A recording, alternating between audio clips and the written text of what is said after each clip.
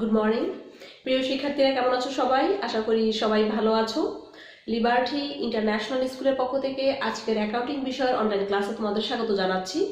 তো আমরা গত ক্লাসে আমাদের যে খতিয়ান অধ্যায়টি রয়েছে সেখান থেকে সৃজনশীল ক নম্বর অঙ্কটি করেছিলাম। তো আজকে আমরা গ নাম্বারটা করব, কারণ যেহেতু খ নাম্বারে কি দেওয়া আছে যে সাধারণ খতিয়ান প্রস্তুত করো। তো 1 নাম্বার সৃজনশীলে আমি দেখিয়েছিলাম যে কিভাবে আমাদের সাধারণ খতিয়ান প্রস্তুত করতে হবে। তো আজকে আমি গ নাম্বার অর্থাৎ সহকারী খতিয়ানটি দেখাবো, কারণ যেহেতু এটা অনলাইন ক্লাস, প্রতিটা বিষয় কিন্তু প্রতিটা অঙ্কের প্রতিটা বিষয় ধরে ধরে সবগুলো করানো সম্ভব না। আমি একটা বিষয় বুঝিয়ে দিলে তোমরা সেই একই নিয়মে পরবর্তী যে অঙ্কটা থাকবে সেই অঙ্কটা করার চেষ্টা করবে। আর যদি এরপরে কোনো সমস্যা হয় অবশ্যই ইমোতে যোগাযোগ করবে, তো সেখানে আমি বুঝিয়ে দেব।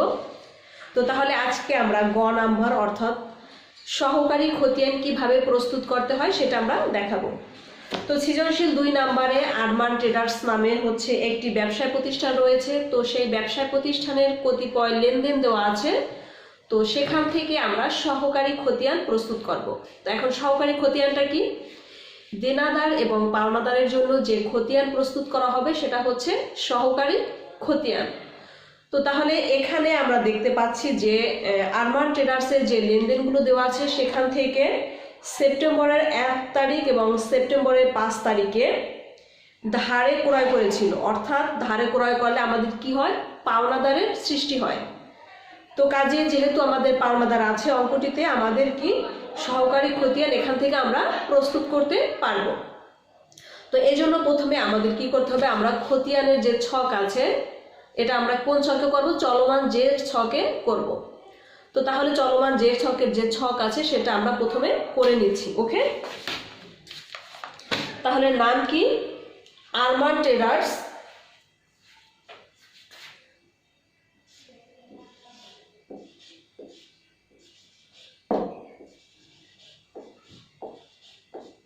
আরমান ট্রেডার্স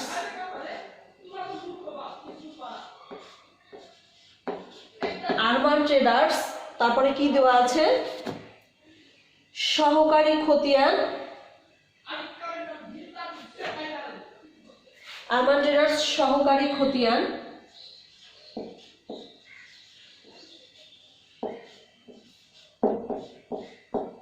সহকারী খতিয়ান। আচ্ছা, আমাদের কিন্তু পাওনাদার আছে 2 জন, তাই না? এক সেপ্টেম্বরের 1 তারিখে একটা, আর একটা সেপ্টেম্বরের 5 তারিখে। তাহলে আমাদের কি 2টি সহকারী খতিয়ান প্রস্তুত করতে হবে।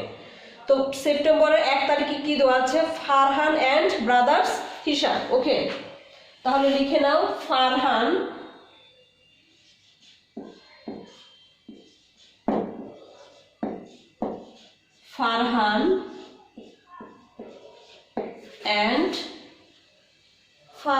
and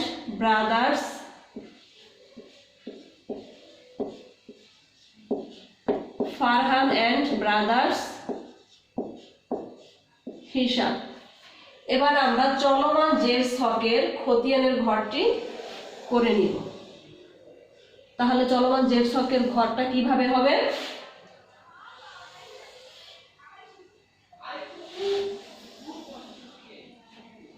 ফার্স্টে কি আসবে?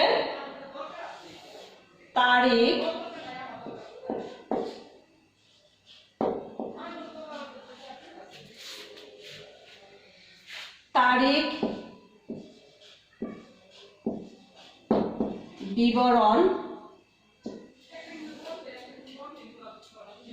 জাবেদা পৃষ্ঠ, ডেবিট টাকা, ক্রেডিট টাকা। ওকে, তাহলে জাবেদা পৃষ্ঠ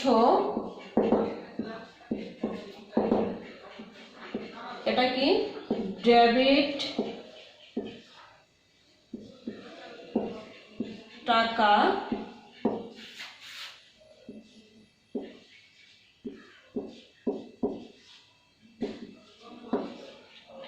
ক্রেডিট টাকা। এটা কি? জের বা ব্যালেন্স, ডেবিট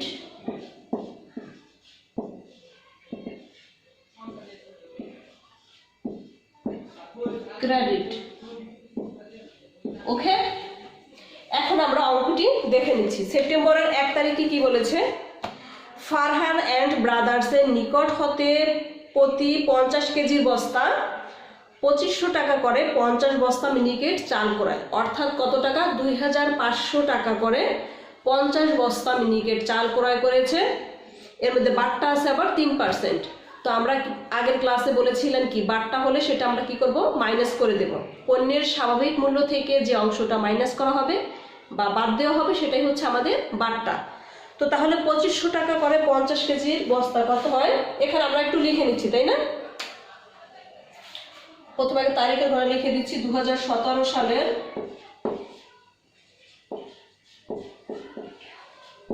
2017 সালের সেপ্টেম্বরের 1 তারিখে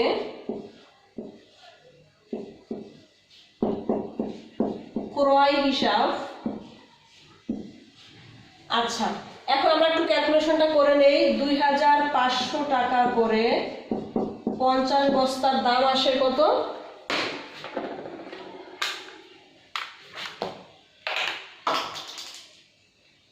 2500 গুণ 50 আসে কত, 1,25,000। 1,25,000 এখান থেকে আমরা বাট্টা যদি বাদ দেব 3%, তাহলে আসে কত, গুণ 3%, 3,750। তাহলে আসে কত, মাইনাস করো, 1,21,250, 1,21,250 টাকা। আচ্ছা, তাহলে কি 2500 টাকা করে 50 বস্তা মিনিকেট চাল ক্রয় করেছে, 2500 টাকা করে 50 বস্তা, তাহলে আসে কত, 1,25,000 টাকা। এখান থেকে যদি আমরা বাট্টা মাইনাস করি 3% আসে 3,750। তো এই 1,25,000 টাকা থেকে আমরা বাট্টা মাইনাস করব 3,750, তাহলে আসে কত, 1,21,250 টাকা। ওকে, তাহলে এটা আমরা টাকার ঘরে লিখে নেব কত। তাহলে কি, ফারহান অ্যান্ড ব্রাদার্স হিসাব যখন আমরা বাকিতে ক্রয় করব তাহলে যাবেদেন কি হবে, ক্রয় হিসাব ডেবিট, পাওনাদার হিসাব ক্রেডিট। ক্রয় হিসাব ডেবিট, পাওনাদার হিসাব ক্রেডিট। তো আমরা যখন খতিয়ান প্রস্তুত করব, আমরা কার প্রস্তুত করতেছি, পাওনাদার, অর্থাৎ ফারহান অ্যান্ড ব্রাদার্স। তো ফারহান অ্যান্ড ব্রাদার্সের যেহেতু আমরা খতিয়ান প্রস্তুত করেছি, তো ফারহান অ্যান্ড ব্রাদার্সের বিপরীতে যে হিসাবটি থাকবে অর্থাৎ ক্রয় হিসাব, আমরা লিখব ক্রয় হিসাব, কিন্তু টাকা যাবে কোথায়, ফারহান অ্যান্ড ব্রাদার্সের হিসাবটি যে হিসাব হবে আমরা সেই ঘরে টাকাটা লিখব।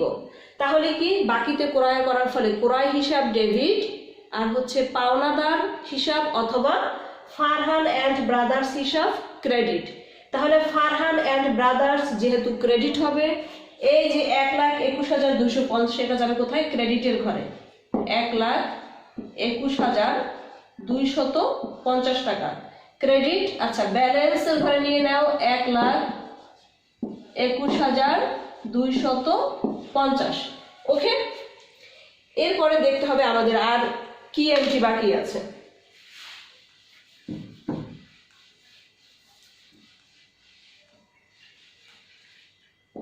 আচ্ছা, তারপর দেখো সেপ্টেম্বরের 12 তারিখে কি বলছে।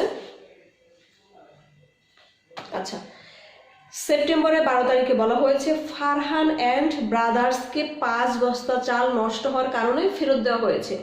অর্থাৎ ফারহান অ্যান্ড ব্রাদার্সের নিকট থেকে বাকিতে যে চাল ক্রয় করেছিল সেই ক্রয়কৃত চালের মধ্যে কি 5 বস্তা চাল নষ্ট হয়েছে।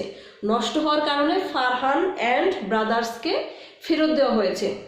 অর্থাৎ বাকিতে যখন ক্রয় করেছিলাম তখন কি, ক্রয় হিসাব ডেবিট, পাওনাদার হিসাব ক্রেডিট। কিন্তু যখন আমরা ক্রয়কৃত পণ্য ফেরত দেব অর্থাৎ পাওনাদার তখন কি হবে, হ্রাস পাবে বা কমে যাবে। তখন যাবেদেন কি হবে, পাওনাদার হিসাব ডেবিট আর ক্রয় ফেরত হিসাব ক্রেডিট। ওকে, যখন আমরা পাওনাদারকে ফেরত দেব, যেহেতু 5 বস্তা চাল নষ্ট হওয়ার কারণে আমরা ফেরত দিয়েছি, তাহলে পাওনাদার হিসাব ডেবিট আর ক্রয় ফেরত হিসাব ক্রেডিট। তাহলে এখানে লিখে নাও ক্রয় ফেরত হিসাব,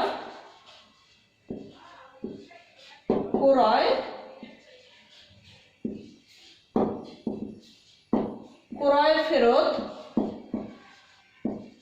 হিসাব। আচ্ছা, কত কেজি, 5 বস্তা চাল নষ্ট হয়েছে, 5 বস্তা, প্রতি বস্তার দাম যদি হয় 2500 টাকা, 5 বস্তার দাম হয় কত? 5 25 75, 7500। আচ্ছা, এখান থেকে আমরা কি করব? মাইনাস করব কার বাড়ি বারটা। 7500 গুণ বারটা কত? 3%।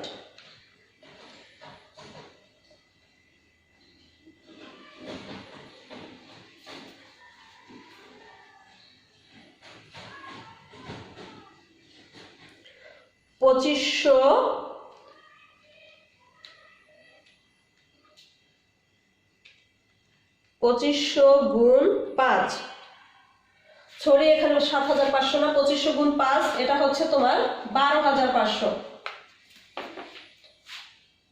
আমরা কিন্তু ক্যালকুলেটরে যখন হিসাব করব তখন অত্যন্ত কি মনোযোগ দিয়ে হিসাবটা করতে হবে যেন ভুল হয়। তাহলে 2500, 5 বস্তা চাল আমার নষ্ট হওয়ার কারণে 5 বস্তা চাল ফেরত দেওয়া হয়েছে। তো প্রতি বস্তার দাম যদি হয় 2500 টাকা, 5 বস্তার দাম হবে কত? 12500 টাকা।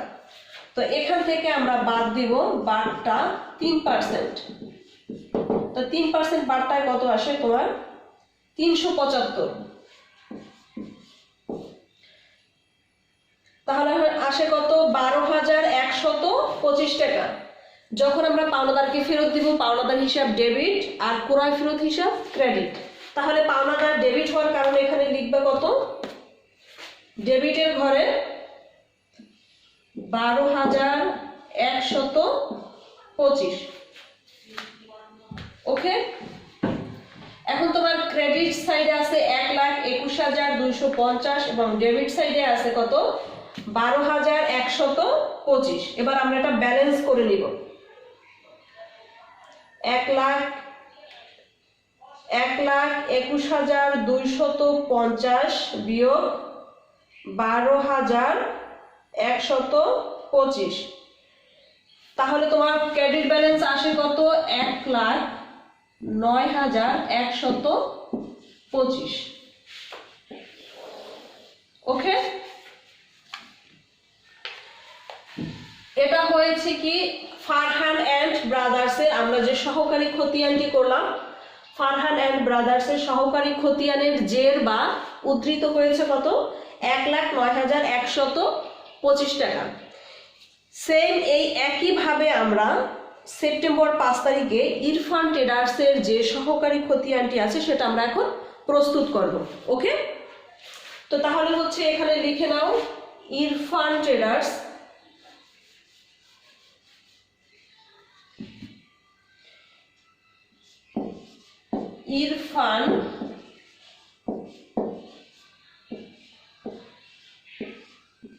ইরফান ট্রেডার্স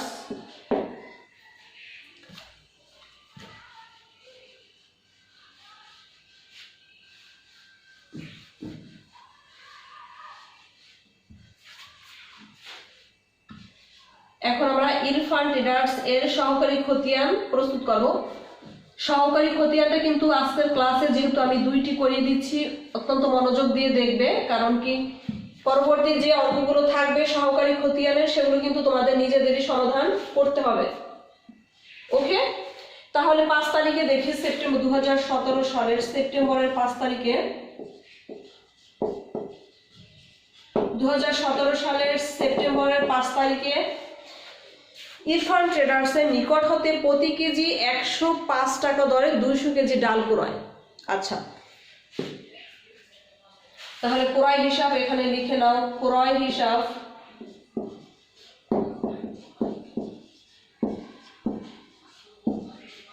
হিসাব প্রতি কেজি 105 টাকা দরে ডাল কিনেছে কত?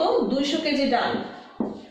105 টাকা দরে 200 কেজি ডাল, অর্থাৎ প্রতি কেজির দাম যদি হয় 105 টাকা, তাহলে 200 কেজির দাম আসবে কত? 105 গুণ 200, অর্থাৎ 21,000 টাকা। এখান থেকে আমরা মাইনাস করব বারটা আছে কত? 5% গুণ 5%, 1050। 5% বারটা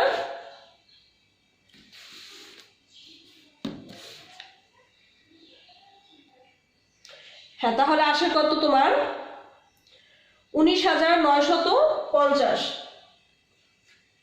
ওকে,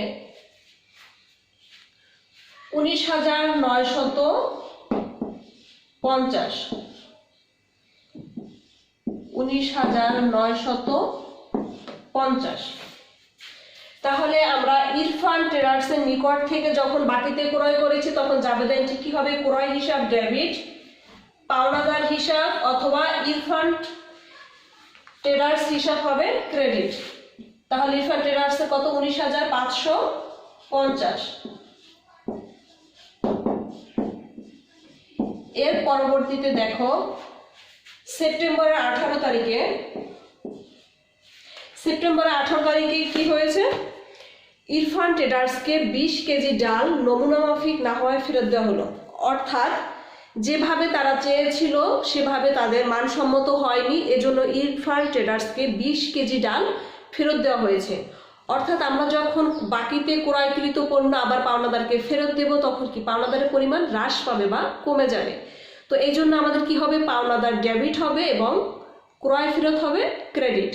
তো যেহেতু ইরফান ট্রেডার্সকে 20 কেজি ডাল তাদের নমুনা মাফিক বা পছন্দ মতো না হওয়ার কারণে ফেরত দেওয়া হয়েছে, এজন্য পাওনাদার হিসাব বা ইরফান ট্রেডার্স হিসাব ডেবিট এবং ক্রয় ফেরত হিসাব ক্রেডিট। তাহলে কত কেজি ফেরত দিয়েছে? 20 কেজি। প্রতি কেজির দাম কত? 105 টাকা।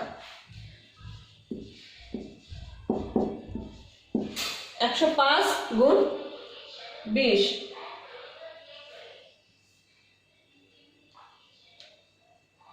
সমান কত?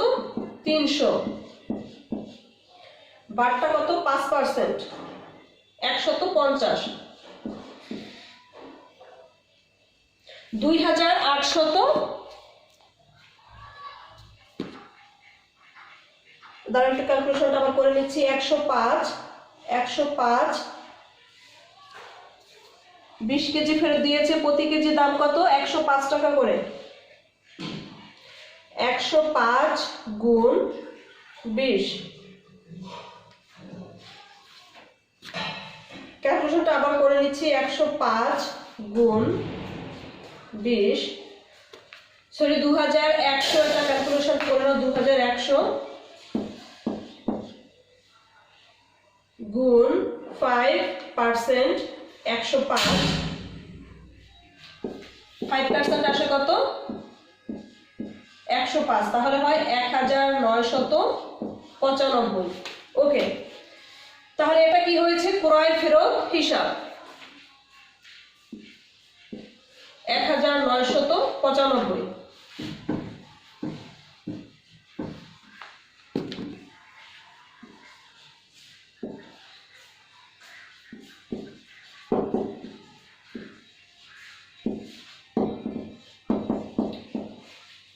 ক্রয় ফেরত হিসাব কত? 1,995।